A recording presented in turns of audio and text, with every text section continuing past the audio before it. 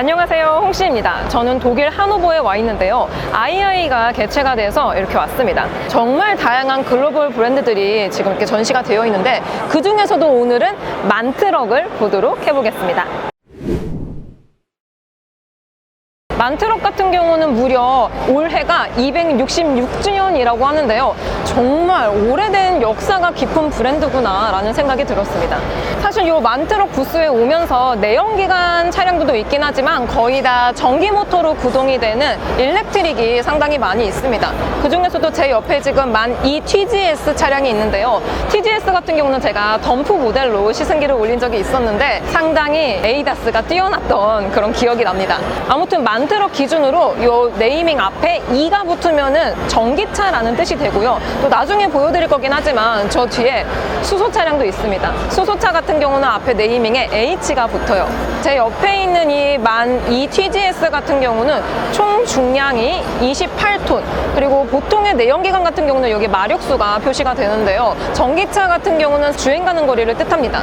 그래서 이 차량 같은 경우는 총 449km가 주행이 가능하다라는 뜻인 것 같은데요. 사실 이게 WLTP 기준이라서 한국에 들여온다면 주행거리가 아마 한 100km 정도가 깎이지 않을까라는 생각이 듭니다. 그리고 제일 위쪽에 보시면은 만트럭에 디지털 사이드 미러라고 할 수 있는 CMS, 옵티뷰가 적용이 되어 있습니다. 그래서 완전 중소형급이 아닌 이상은 이 옵티뷰가 거의 적용이 되어 있는 차량이 전시가 되어 있고요. 또 보통 차량들 같은 경우는 이 네이밍 앞에 뭐 마력이라든지 그런 것들을 붙여놓지만 전기차 같은 경우는 그냥 이 네이밍만 들어가 있습니다. 그리고 TGS 같은 경우는 오프로드를 겸용해서 만든 차량이기 때문에 이렇게 파손이 나지 않기 위해서 헤드라이트에 철조망을 덧대둔 모습입니다. 요거는 아마 기본 옵션인 걸로 알고 있어요. 그리고 이 차량은 크레인 차량이기 때문에 이렇게 적재함 중간에 크레인이 위치해 있습니다. 보통 이러한 방식은 국내에서는 많이 접해볼 수 없는 크레인인데 확실히 이렇게 유럽폰으로 오니까 다양한 세팅들이 되어 있는 것 같아요.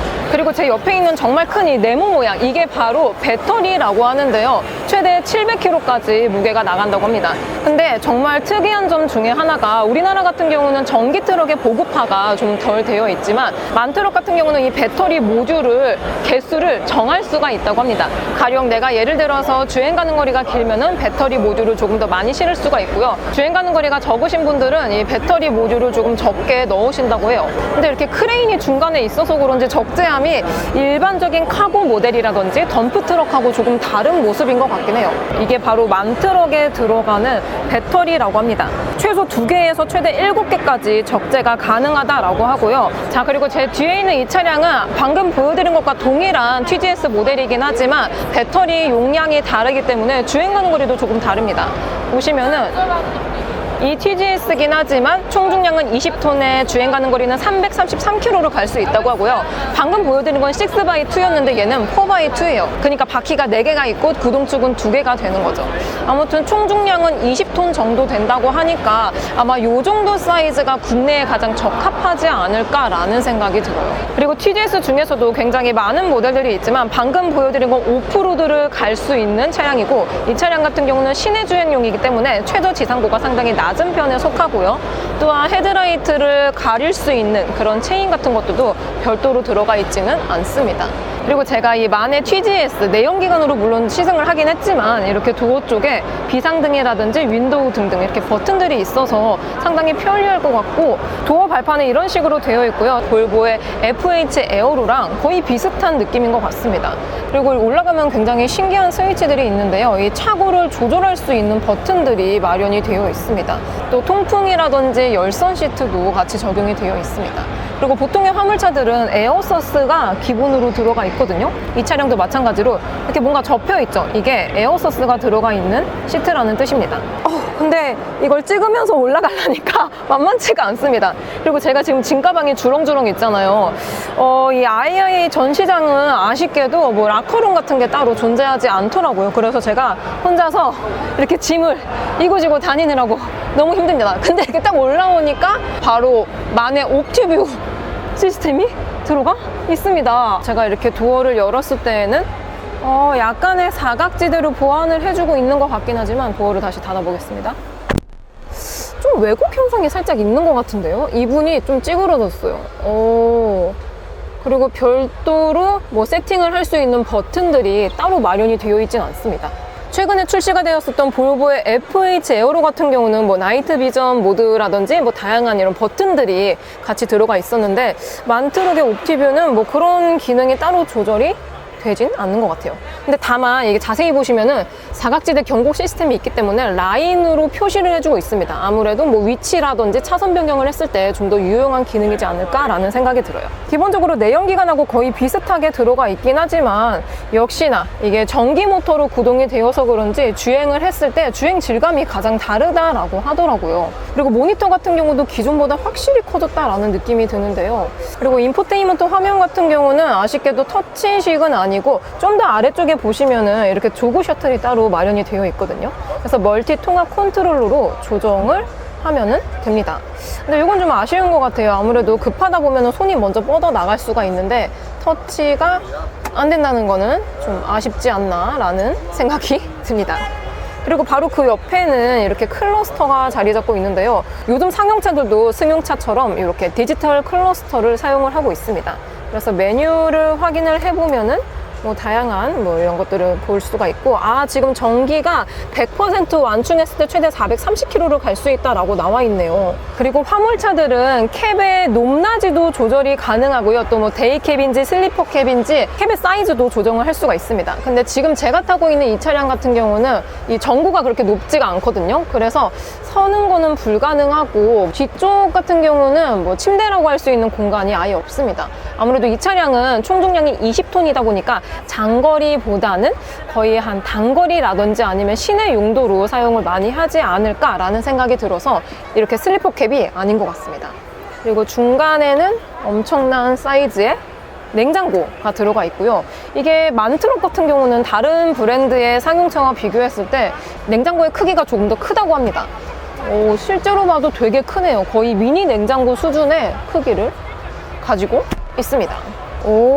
그리고 360도인 것 같긴 하지만 뭔가 약간의 왜곡이 있는 어라운드 뷰도 같이 들어가 있고요. 다만 이게 화면이 굉장히 큰데 거의 한 반 정도밖에 사용을 안 해서 이것도 좀 아쉬운 것 같아요. 방금 제가 탔었던 이 차량 같은 경우는 4x2 차량이고요.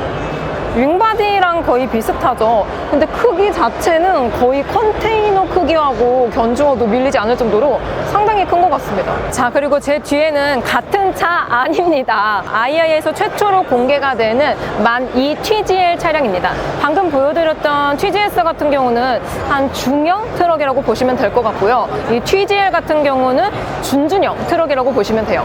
그래서 보시면은 방금 같은 경우는 가장 라이트한 체급이었음에도 불구하고 총 중량이 20톤이었는데요. 이 차량 같은 경우는 12톤입니다. 12톤도 물론 작지 않죠. 마찬가지로 네이밍 앞에 2가 들어갔기 때문에 일렉트릭 차량입니다. 그래서 12톤 차량에 주행 가는 거리는 총 285km를 갈 수 있다라고 하고요. 이 차량 같은 경우도 방금 보여드렸던 차량과 마찬가지로 4x2 차량입니다. 그러니까 바퀴가 2개 있고 구동축 2개인 거죠. 이 TGL은 최대 적재량이 6.6톤이라고 하고요. 방금 보여드렸던 이 TGS하고 비교했을 때 적재 공간이 좀 약간의 차이가 있습니다. 물론 이것도 엄청 커요. 엄청 큽니다. 이거 실제 상황. 이게 뭐 난리가 난 게 아니고 지금 다양한 부스들이 있지만 이 만트럭 부스 같은 경우는 실제로 세일즈, 그러니까 판매가 되었을 때 이 사자 울음소리가 난다고 합니다. 이거는 거의 한 50년 정도 전통을 이어가고 있는 퍼포먼스라고 해요. 저는 처음에 막 이렇게 사자 소리가 나가지고 뭐야 그랬는데 판매가 이루어진 거라고 합니다. 아무튼 이 세계 최초로 공개가 된 이 TGL은 뭐 아무래도 컴팩트 차량이기 때문에 한국 같은 경우는 너무 큰 차량들은 차 폭이라든지 덩치 때문에 좀 운송이 불가능한 경우가 많은데요. 이 TGL이 한국 시장하고 가장 적합하지 않을까라는 생각이 듭니다.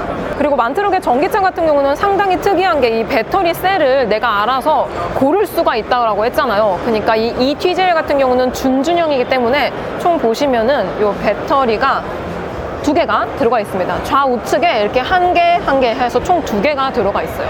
아무래도 전기차 같은 경우는 배터리가 많아지면 주행 가는 거리가 늘어나긴 하지만 그만큼 공차 중량이 높아지기도 하고요. 그리고 또 실제로 같은 차급으로 봤을 때 내연기관과 전기차를 비교했을 때 전기차가 한 2톤 정도가 무겁다고 합니다. 확실히 중형에서 준중형으로 오니까 발판도 하나밖에 없습니다.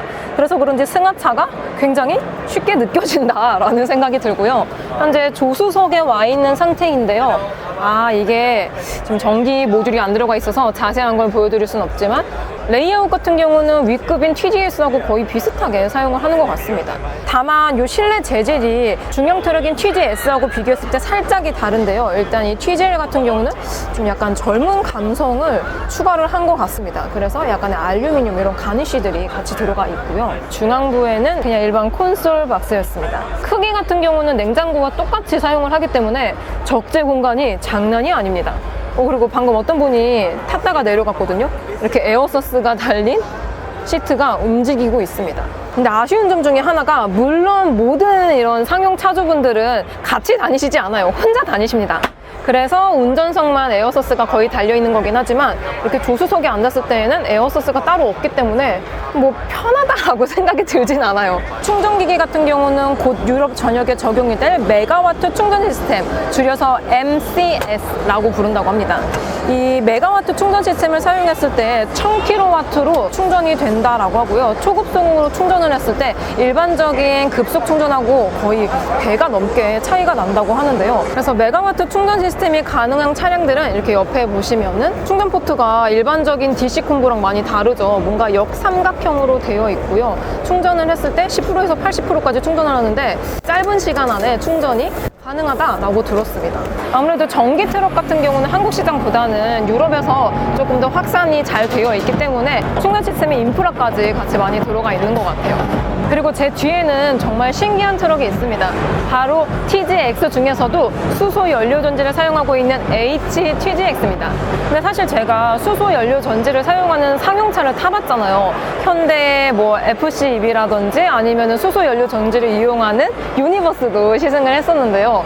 요 만트럭이 사용하고 있는 수소 같은 경우는 수소 전기, 그러니까 퓨얼셀이 아닌 디젤 엔진과 수소 엔진이 결합이 되어 있다고 합니다. 굉장히 독특한 방식의 하이브리드의 연료를 사용하고 있지 않나라는 생각이 들고요.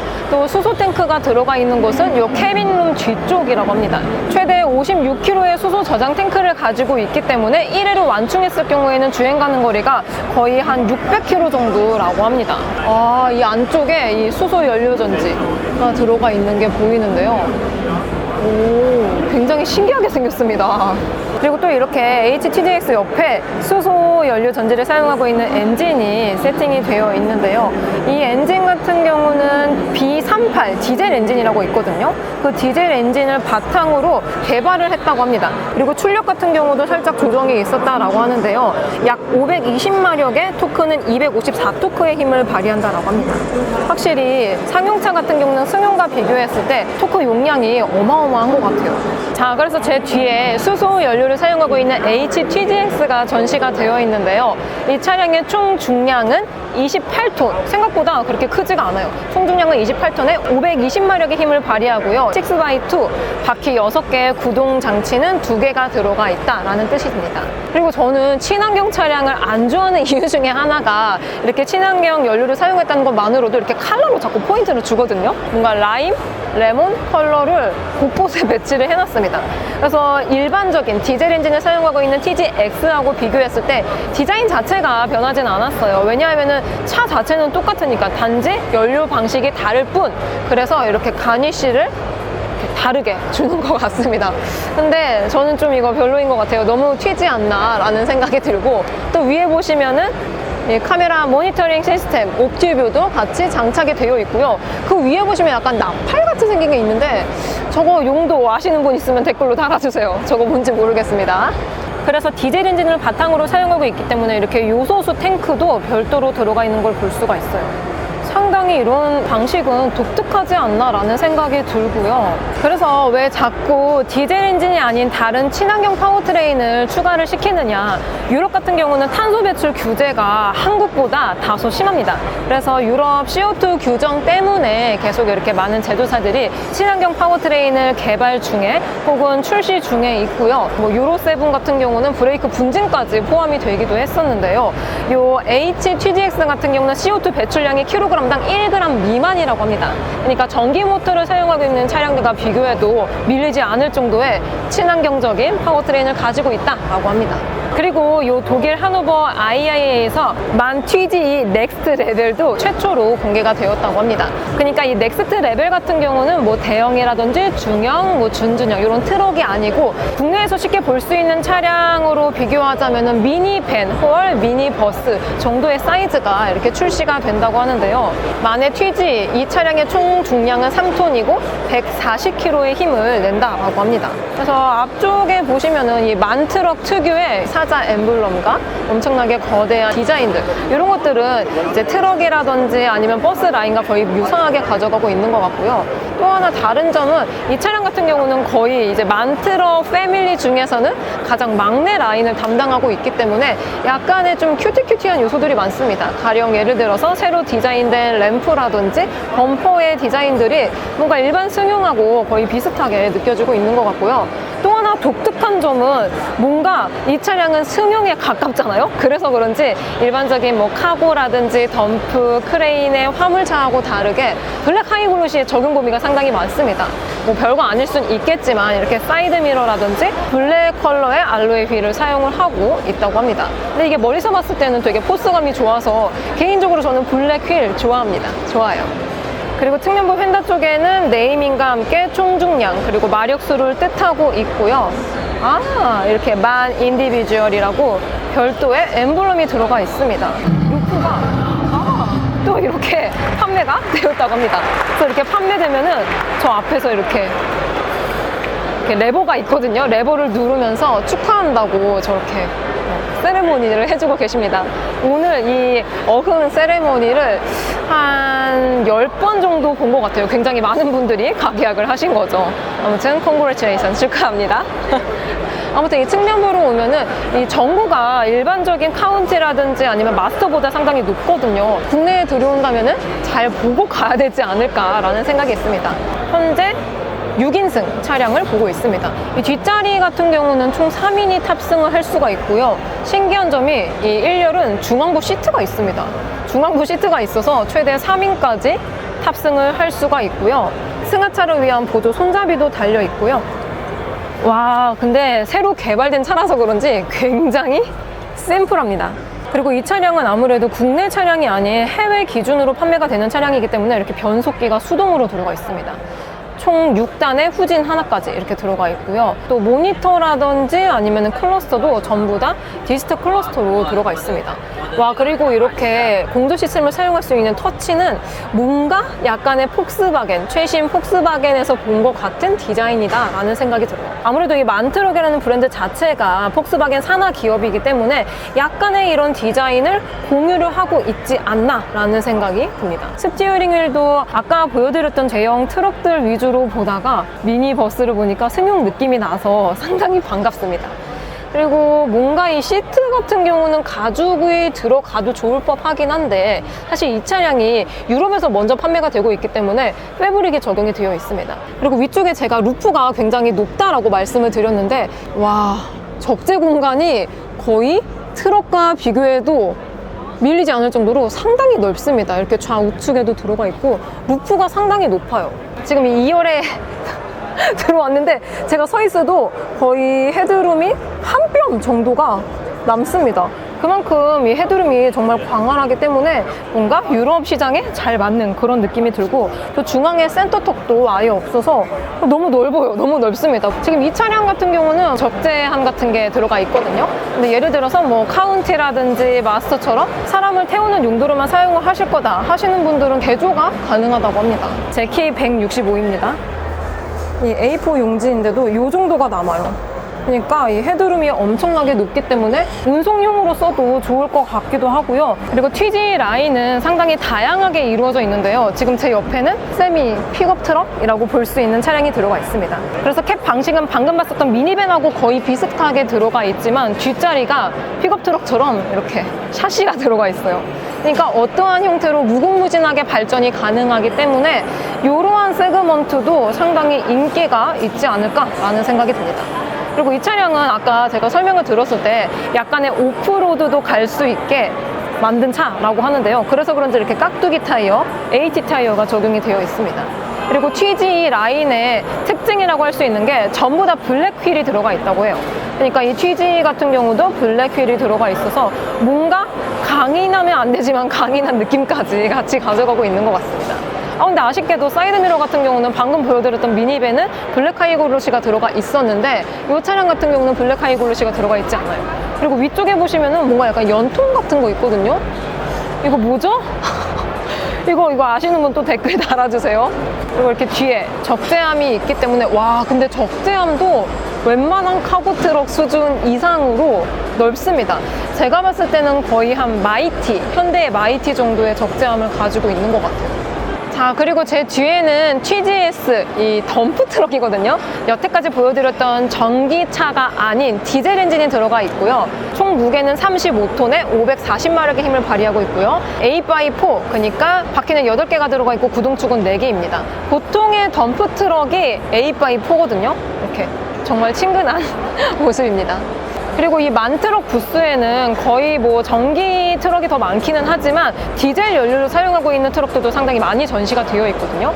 그 이유 중에 하나가 파워 라이언이라고 하는데요. 신규 디젤 엔진이라고 합니다. 그래서 이 D30 엔진은 기존의 디젤 엔진과 비교했을 때 이 탄소 배출량이 거의 3.7% 정도가 줄어들었다라고 해요. 이 차량은 덤프 트럭이긴 하지만 국내에서 봤었던 이 캡하고는 조금 다른 모습이거든요. 굉장히 독특한 모습입니다. 그리고 제가 신형 TGS 510을 시승했을 때 가장 신기했던 버튼 중에 하나가 이 도어 쪽에서 엔진 스타트 버튼과 비상등 버튼은 그대로 있고요. 이거는 아마도 이 TGS 그중에서도 덤프 모델에만 이렇게 스타트 버튼이 들어가는 것 같습니다. 그래서 기존의 TGX과 다른 거는 아마 요거 하나일 것 같아요. 외관에서 봤을 때는. 그러니까 D30 엔진이 들어가 있고 파워 라이언 엔진이다. 그리고 도어 쪽에도 이 D30 엔진이 들어가 있는 건 따로 이렇게 엠블럼이 들어가 있는 것 같아요. 이 차량은 총 중량 18톤에 560마력 힘을 내뿜고 있고요. TGX 같은 경우는 대형 트럭이다 보니까 진짜 실제로 봤을 때 정말 큽니다. 정말 커요. 보통 이런 차량은 컨테이너 트레일러로 많이 사용을 하시죠. 그 새로운 디젤 엔진인 D30이 이렇게 들어가 있습니다. 확실히 상용차의 엔진과 변속기는 사이즈가 진짜 다르죠. 지금 이 전방에 있는 게 D30 엔진이고요. 뒤쪽에 14단 탑매틱, 이 14단 변속기가 맞물려 있습니다. 그래서 실제로 이 엔진과 변속기가 결합될 때에는 이게 엔진이고 이게 변속기거든요. 그래서 이렇게 결합을 해서 사용을 할 수 있습니다. 자, 이렇게 독일 하노버 IAA에서 개최 중인 이 만트럭의 부스에 있는 차량들을 거의 다 보여드린 것 같아요. 아무튼 저는 독일도 처음이고 시차 적응도 되지 않았고 제가 영상으로 담진 않았지만 막 인터뷰 요청도 중간중간 있었거든요. 아무튼 되게 정신이 없었던 하루인 것 같고요. 또 이 IIA가 참 좋은 점이 이렇게 신차들이 전시되어 있으면 타보고 싶잖아요. 저 같아도 이게 얼마나 멋있어 타보고 싶은데 보통의 이런 모터쇼 같은 경우는 뭐 시승이 가능한 브랜드들도 있긴 하지만 굉장히 제약적이거든요. 근데 이 IIA 같은 경우는 이 신차들을 모조리 시승을 해볼 수가 있다고 합니다. 그래서 사실 오늘 시승을 하려고 했는데 시간 여유 때문에 제가 내일까지 있을 예정이거든요.